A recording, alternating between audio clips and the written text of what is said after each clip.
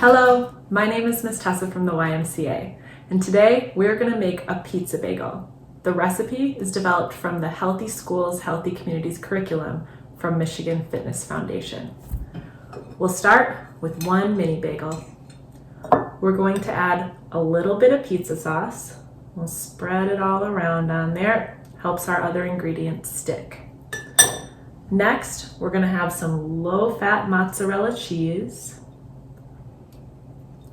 We're going to add a few pieces of tomato,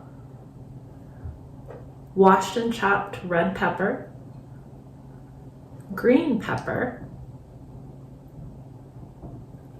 just a touch of onion, some carrots. If you've never tried carrots on a pizza, you're in for a treat. And last but not least, some pineapple. And voila!